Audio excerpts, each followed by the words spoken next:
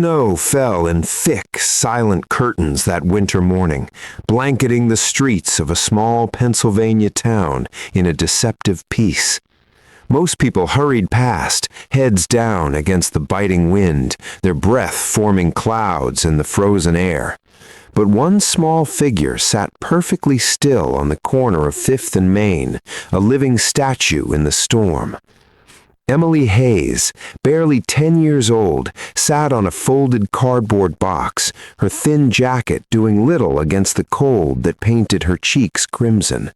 Beside her, equally still and infinitely more watchful, sat a German shepherd whose amber eyes tracked every passing stranger with the trained precision of a soldier on duty. Around the dog's neck hung a piece of cardboard, its message scrawled in a child's careful handwriting.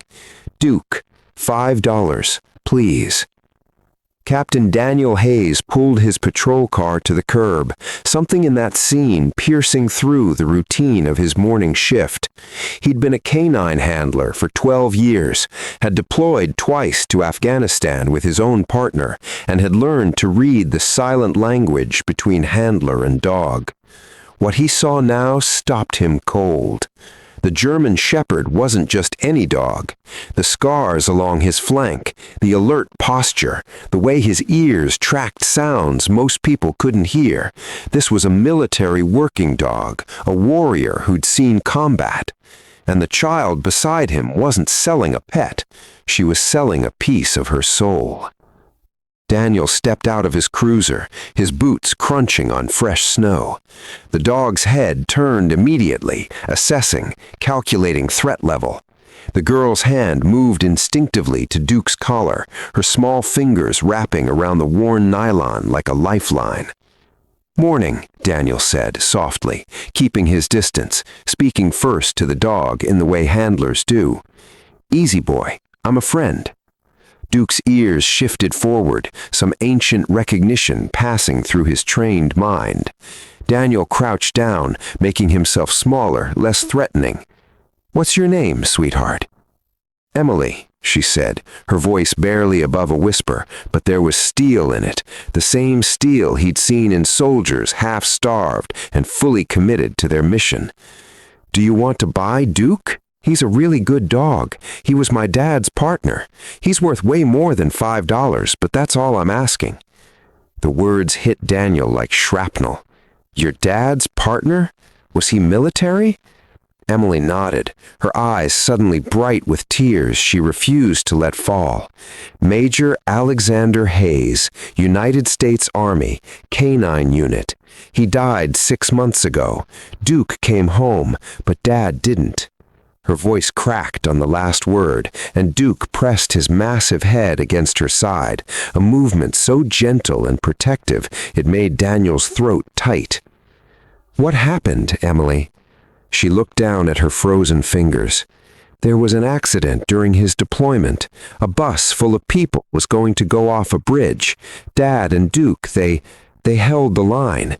Dad got everyone out, but the bridge collapsed. They said he was a hero. They gave us a flag." Her voice turned bitter in a way no child's should.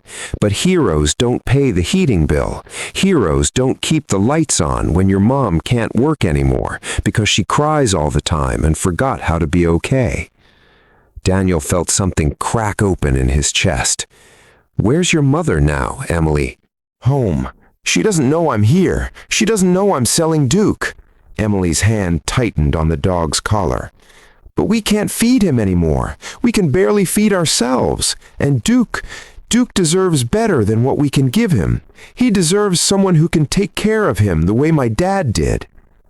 "Emily, you can't be out here alone in this weather. Let me take you home, please." She studied him with eyes far older than her years. "Will you buy Duke? I need to know he'll be safe. I need to know he'll have food and a warm place. That's all I want. Just $5, and you promise to take care of him." Daniel looked at the dog, at this battle-tested warrior who'd survived combat zones and lost his handler, now sitting in the snow beside a child who loved him enough to let him go. "I'll do better than that," he said quietly. "I'll make sure both of you are taken care of. But first, you need to take me to your home. Can you do that?"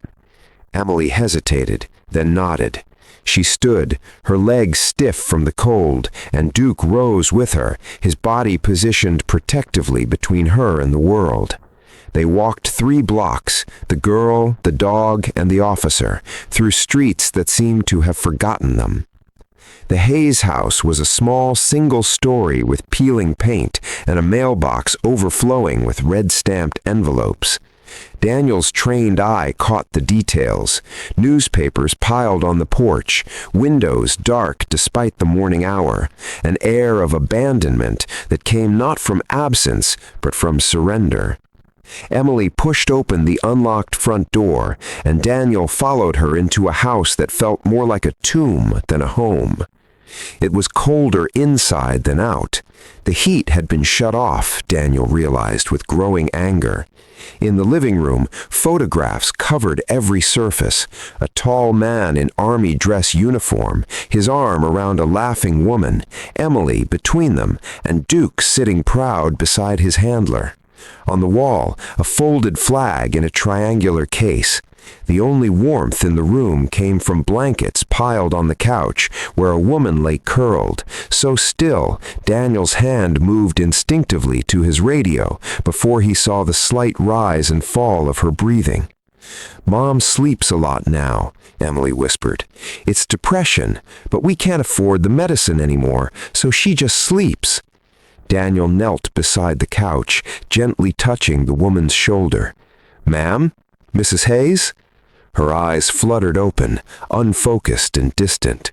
She looked at Daniel without really seeing him, then closed her eyes again. Her skin was too pale, her breathing too shallow. This wasn't just depression, this was someone giving up. Duke suddenly stiffened, a low whine building in his throat. His training kicked in with the precision of muscle memory. He moved to Mrs. Hayes, nosing at her face, her neck, then looked at Daniel with an urgency that transcended species. Daniel knew something was wrong. He grabbed his radio. "Dispatch, this is Captain Hayes. I need an ambulance at 247 Maple Street immediately. Unresponsive female. Possible medical emergency." He turned to Emily, keeping his voice calm. "Sweetheart, I need you to unlock the front door and wait outside for the ambulance. Can you be brave for me?" Emily nodded and ran. Duke stayed, his body pressed against Mrs. Hayes, his warmth and presence a bridge between life and surrender. Daniel checked her pulse, weak and thready. Her lips had a bluish tint. Carbon monoxide? No, the house had been cold for weeks. Hypothermia, malnutrition, dehydration. Take your pick. This was what happened when the system failed, when the safety net had holes big enough for a Gold Star family to fall through. The ambulance arrived in minutes that felt like hours. Paramedics swarmed the small house, and Duke finally stepped back, allowing them to work. But his eyes never left the woman who'd become his responsibility when his handler fell. They loaded Mrs. Hayes onto a gurney, and Emily tried to climb in after her, but the paramedic shook his head. "Family only, and we need space to work, sweetheart." "I'm her daughter. That's my mom." Daniel made a decision that would change everything. "She's with me. I'm taking responsibility." He looked at the senior paramedic. "Where are you taking her?" "Presbyterian Medical Center." "We'll follow." Daniel guided Emily back to his patrol car, and Duke jumped in without hesitation, positioning himself in the back seat like he'd done 1,000 times before. As they drove through the snow-quiet streets, Emily's hand reached back through the seats, finding Duke's fur, holding on. At the hospital, the waiting room became their world. Emily sat perfectly still in a plastic chair too big for her small frame, Duke at her feet despite the rules, because one look from Daniel convinced the staff that this dog had earned the right to stay. Hours passed. Daniel made calls to Veterans Affairs, to Military Family Support Services, to housing assistance programs. Every conversation was the same runaround. Forms to fill out, waiting periods to endure, eligibility requirements that somehow a dead hero's family didn't meet. The bureaucracy that should have caught them instead let them slip through, invisible and forgotten. A doctor finally emerged, her scrubs rumpled and her eyes kind. Mrs. Hayes is stable. Severe dehydration, malnutrition, and hypothermia. We're admitting her for observation and treatment. She's going to need ongoing care, counseling, and honestly, a support system. Does she have family? Daniel looked at Emily. She has a daughter. I mean adults, someone who can take care of things while she recovers. The silence stretched. Emily's hand buried itself in Duke's fur.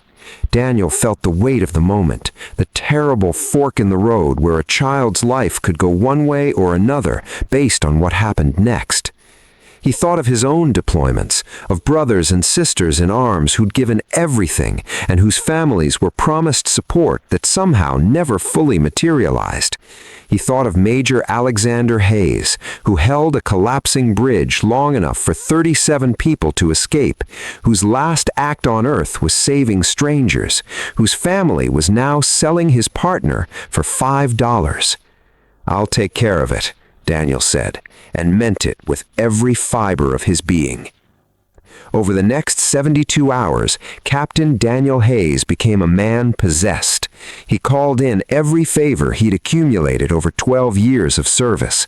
He contacted his old canine unit, and word spread through the military community like wildfire. One of their own needed help, and that meant the family needed help. Donations poured in. A veterans organization covered the medical bills. A retired Army chaplain organized volunteers to repair the Hayes house. The heating company, shamed by a local news story Daniel quietly arranged, restored service and forgave the debt. Daniel went further. He used his personal connections to cut through the red tape, filing emergency petitions and leveraging every regulation that should have protected this family from the start. He found a lawyer who worked pro bono to secure survivor benefits that had been wrongly denied. He arranged for counseling services for both Emily and her mother. He made sure that Emily's school knew what was happening, that teachers would watch for signs she was struggling. And through it all, Duke never left Emily's side. The dog seemed to understand that his handler's final mission was to protect this child, and he'd accepted that duty with the same unwavering commitment he'd shown in combat zones half a world away. When Mrs. Hayes was released from the hospital 5 days later, she came home to a house transformed. The heat worked, the lights stayed on, the refrigerator was stocked. Volunteers had cleaned, repaired, and painted. On the kitchen table sat a folder of paperwork, benefits approved, bills paid, a support network established. And in the living room, her daughter sat reading with a German shepherd's head in her lap, both of them warm and safe, and no longer alone. Mrs. Hayes stood in the doorway of her own home and wept, but this time the tears were different. Daniel stood awkwardly nearby, uncomfortable with gratitude, more comfortable with action. "It's not charity, ma'am. It's what we owe you, what we owe Major Hayes. The system failed you, but the people in it didn't want to." She crossed the room and took his hands. "You saved us. You saved my daughter. You saved me from disappearing." She looked at Duke, then at Emily. "When I heard what Emily was trying to do, selling Duke, I realized I'd failed them both. I'd let grief win. But you showed up when no one else did." "Duke showed up first," Daniel said, nodding at the dog. "He alerted me that something was wrong. He's still on duty, still protecting his handler's family. That's what military working dogs do. They don't quit. They don't surrender. Major Hayes trained him well." Emily stood and walked to Daniel, holding something in her hands. It was a drawing done in colored pencil, a man in uniform with a German shepherd, a little girl, and another man in a police officer's uniform, all standing together under a sky full of stars. At the bottom, in careful letters, "My family, my heroes." Daniel took the drawing with shaking hands. "Emily, I'm not—" "Yes, you are," she said simply. "Dad always said a hero is someone who shows up when it's hard. You showed up." 3 months later, Daniel stopped by the Hayes house on his patrol route, something he did every few days now. Emily was in the front yard, throwing a ball for Duke, her laughter bright in the winter air. Mrs. Hayes waved from the porch, color back in her cheeks, purpose back in her eyes. She'd found work, part-time at first, and was attending counseling regularly. The house no longer felt like a tomb. It felt like a home where a hero's memory lived on in love and laughter rather than in silence and surrender. Duke bounded up to Daniel, tail wagging, a tennis ball in his mouth.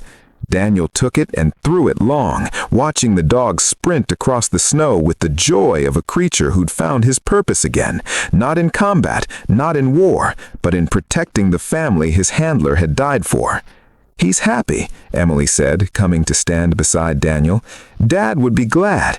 He always said Duke was more than just a working dog. He said Duke understood love and loyalty better than most people." Your dad was right. And Emily, you never have to sell Duke. Not for $5, not for $5 million. He's yours. He's family, and family stays together. Emily smiled, a real smile, full and bright. "I know that now, because you taught me that even when everything falls apart, there are still people who care. There are still heroes who show up." This is what valor truly means. It's not just the soldier who holds the bridge as it crumbles beneath him. It's not just the canine who stands guard in hostile territory. It's also the officer who refuses to drive past a child in the snow. It's the community that rallies when one of their own falls. It's the countless small acts of courage that say, "You matter, your sacrifice matters, and we will not let you be forgotten." Major Alexander Hayes gave his life saving 37 people he'd never met. His partner, Duke, continued that mission by saving the family his handler left behind. And Captain Daniel Hayes honored them both by proving that the bonds forged in service extend beyond the battlefield, beyond death, into the living, breathing promise that no one who serves will ever truly stand alone. If these stories of courage, sacrifice, and unwavering loyalty move your heart, if you believe in honoring those who serve and protecting those they leave behind, sharing the stories that matter, the heroes who change lives, and the bonds that prove love and duty are stronger than any hardship, hit that subscribe button, because every story we tell is a promise that valor will never be forgotten, that sacrifice will always be honored, and that in our darkest winters, compassion will always light the way home. This reminds us what it truly means to serve, to protect, and